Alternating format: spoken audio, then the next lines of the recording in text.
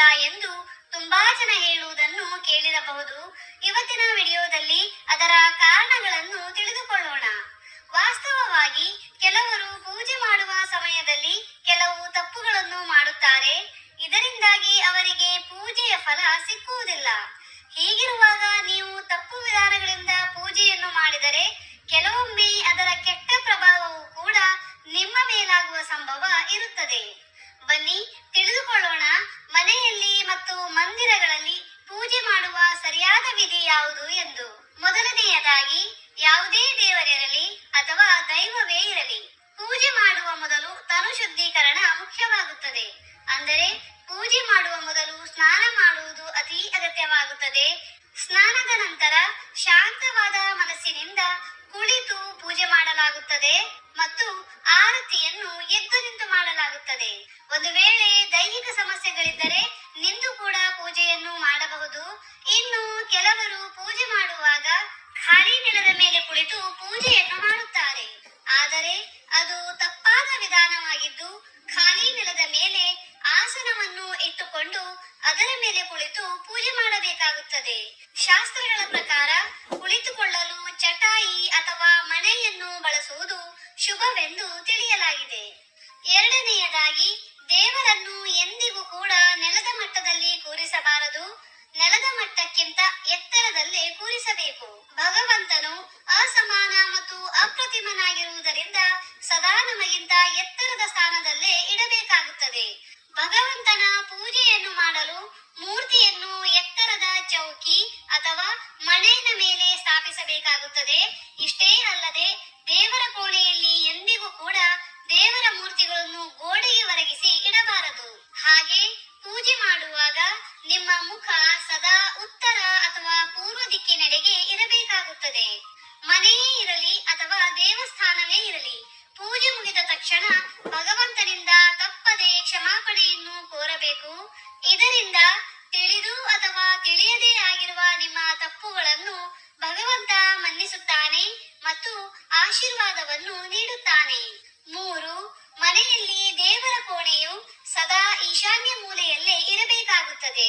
ಹಾಗೆ ದೇವರ ಕೋಣೆಯಲ್ಲಿ ಒಂದಕ್ಕಿಂತ ಹೆಚ್ಚು ಮೂರ್ತಿಗಳನ್ನು ಇಡಬಾರದು ಮತ್ತು ಮನೆಯ ದೇವರ ಕೋಣೆಯಲ್ಲಿ ದೇವರ ಮೂರ್ತಿಯು 9 ಇಂಚಿಗಿಂತ ಕಡಿಮೆಯೇ ಇರಬೇಕು. ಯಾಕೆಂದರೆ ಇದಕ್ಕಿಂತ ದೊಡ್ಡ ಮೂರ್ತಿ ಮನೆಯಲ್ಲಿ ಇಡುವುದು ಅಶುಭವೆಂದು ಹೇಳಲಾಗುತ್ತದೆ. ದೊಡ್ಡ ಮೂರ್ತಿ ಏನಿದ್ದರೂ ದೇವಸ್ಥಾನದಲ್ಲೇ ಇಡಬೇಕು. ಹಾಗೆ ನಿಮ್ಮ ಮಲಗುವ ಕೋಣೆಯಲ್ಲಿ, ಅಂದರೆ ಬೆಡ್ರೂಮಿನಲ್ಲಿ ದೇವರ ಕೋಣೆಯನ್ನು ಮಾಡಬಾರದು ಮತ್ತು ರಾತ್ರಿಯ ಸಮಯದಲ್ಲಿ ದೇವರ ಕೋಣೆಯ ಬಾಗಿಲನ್ನು ಹಾಕಿ ಇಡಬೇಕು, ಇಲ್ಲವೇ ಪರದೆಯಿಂದ ಮುಚ್ಚಿಡಬೇಕು. ಹಾಗೆ ದೇವರ ಪೂಜೆಯಲ್ಲಿ ಬಳಕೆಯಾಗುವ ಶಂಖ, ಗಂಟೆ, ದೀಪ, ಜನಿವಾರ ಮತ್ತು ಸಾಲಿಗ್ರಾಮ ಇತರ ವಸ್ತುಗಳನ್ನು ಶುದ್ಧವಾದ ವಸ್ತ್ರದ ಮೇಲೆಯೇ ಇಡಬೇಕು. ಹೀಗೆ ಮಾಡದಿದ್ದರೆ ಪ್ರತಿದಿನ ಪೂಜೆ ಪುನಸ್ಕಾರ ಮಾಡಿದ ನಂತರವೂ ನಿಮಗೆ ಸಿಗಬೇಕಾದ ಫಲ ಸಿಗುವುದಿಲ್ಲ. 4. ಶಾಸ್ತ್ರಗಳ ಪ್ರಕಾರ ಮನೆ ಅಥವಾ ದೇವಸ್ಥಾನ ಎಲ್ಲಿಯೇ ಇರಲಿ, ಸೂರ್ಯಾಸ್ತದ ನಂತರ ಅಥವಾ ರಾತ್ರಿಯ ಹೊತ್ತು ಪೂಜೆಯನ್ನು ಮಾಡಿದರೆ ಈ ಹೊತ್ತಿನಲ್ಲಿ ಶಂಖವನ್ನು ಊದುವುದಾಗಲಿ ಅಥವಾ ಗಂಟೆಯನ್ನು ಬಾರಿಸುವುದಾಗಲಿ ಮಾಡಬಾರದು. ಕತ್ತಲಾದ ನಂತರ ಅಥವಾ ರಾತ್ರಿಯ ಹೊತ್ತಿನಲ್ಲಿ ದೇವಿ ದೇವತೆಯರು ಶಯನಕ್ಕೆ ಹೋಗುವುದರಿಂದ ರಾತ್ರಿಯ ಹೊತ್ತಿನಲ್ಲಿ ಶಂಖ ಊದುವುದು ಅಥವಾ ಗಂಟೆಯನ್ನು ಬಾರಿಸುವುದು ಸರಿಯಲ್ಲ ಎಂದು ನಂಬಲಾಗಿದೆ. ಹಾಗಾಗಿ ಈ ವಿಷಯವನ್ನು ಸದಾ ನೆನಪಿನಲ್ಲಿಡಿ. ಸೂರ್ಯಾಸ್ತದ ನಂತರ ಅಥವಾ ರಾತ್ರಿಯ ಹೊತ್ತಿನಲ್ಲಿ ಶಂಖವನ್ನು ಊದುವುದು ಅಥವಾ ಗಂಟೆಯನ್ನು ಬಾರಿಸುವುದು ಶಾಸ್ತ್ರದ ಪ್ರಕಾರ ತಪ್ಪಾಗುತ್ತದೆ. 5. ಕೆಲವರು ಪೂಜೆ ಮಾಡುವಾಗ ಕೇವಲ ಧೂಪವನ್ನು ಹಚ್ಚುತ್ತಾರೆ. ಶಾಸ್ತ್ರಗಳ ಪ್ರಕಾರ ಇದು ತಪ್ಪು ವಿಧಾನವಾಗಿದ್ದು, ಪೂಜೆ ಮಾಡುವ ಮೊದಲು ದೀಪವನ್ನು ಹಚ್ಚುವುದು ಅನಿವಾರ್ಯವಾಗಿರುತ್ತದೆ. ಹಾಗಾಗಿ ಪೂಜೆ ಮಾಡುವ ಮೊದಲು ದೀಪವನ್ನು ಹಚ್ಚದಿದ್ದರೆ ನಿಮ್ಮ ಪ್ರಾರ್ಥನೆ ಭಗವಂತನಲ್ಲಿಗೆ ಎಂದಿಗೂ ಮುಟ್ಟುವುದಿಲ್ಲ. ಇನ್ನು ಈಗಿನ ಕಾಲದಲ್ಲಿ ಪೂಜೆ ಮಾಡುವ ವೇಳೆಗೆ ಅಗರಬತ್ತಿಯನ್ನು ಹಚ್ಚಲಾಗುತ್ತದೆ. ಆದರೆ ಪೂಜೆ ಮಾಡುವ ವೇಳೆಗೆ ಅಗರಬತ್ತಿಯನ್ನು ಹಚ್ಚುವುದು ಅಶುಭವಾಗುತ್ತದೆ. ಯಾಕೆಂದರೆ ಅಗರಬತ್ತಿಯನ್ನು ಮಾಡಲು ಬಿದಿರಿನ ಕಡ್ಡಿಗಳನ್ನು ಬಳಸಲಾಗುತ್ತದೆ. ಶಾಸ್ತ್ರಗಳ ಪ್ರಕಾರ ಪೂಜೆಗೆ ಬಿದಿರಿನ ಕಡ್ಡಿಯ ಬಳಕೆ ಮಾಡಲಾಗುವುದಿಲ್ಲ.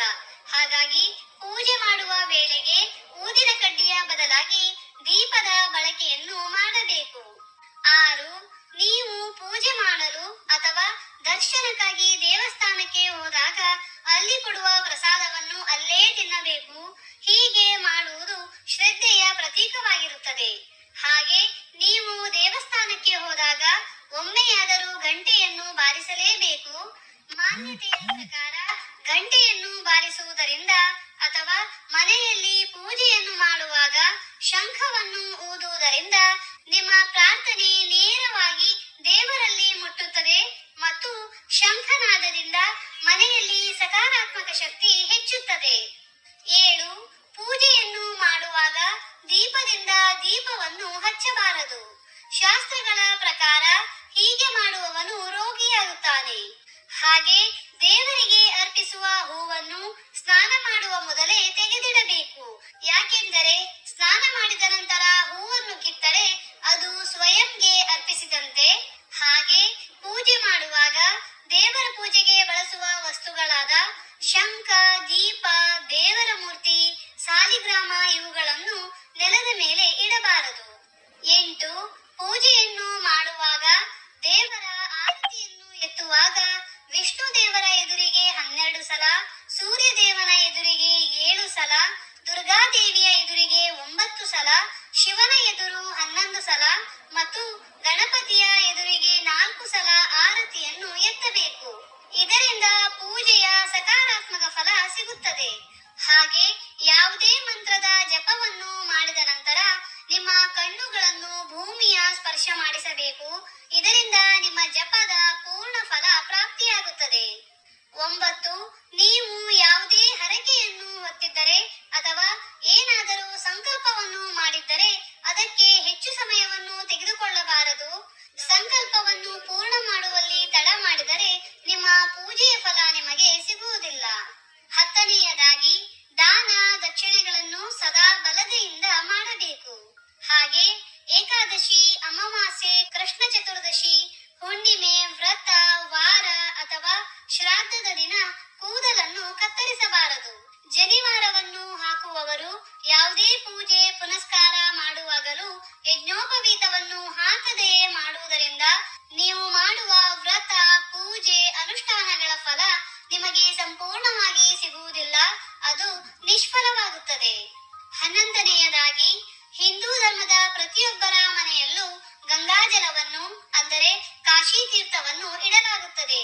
ಆದರೆ ಗಂಗಾಜಲವನ್ನು ಎಂದಿಗೂ ಕೂಡ ಪ್ಲಾಸ್ಟಿಕ್, ಅಲ್ಯೂಮಿನಿಯಂನಂತಹ ಅಪವಿತ್ರ ಧಾತುಗಳಲ್ಲಿ ಇಡಬಾರದು. ಬದಲಾಗಿ ಗಂಗಾಜಲವನ್ನು ಎಂದಿಗೂ ಕೂಡ ತಾಮ್ರದ ಪಾತ್ರೆಯಲ್ಲಿಡುವುದು ಶುಭವೆಂದು ಪರಿಗಣಿಸಲಾಗಿದೆ. 12ನೇಯದಾಗಿ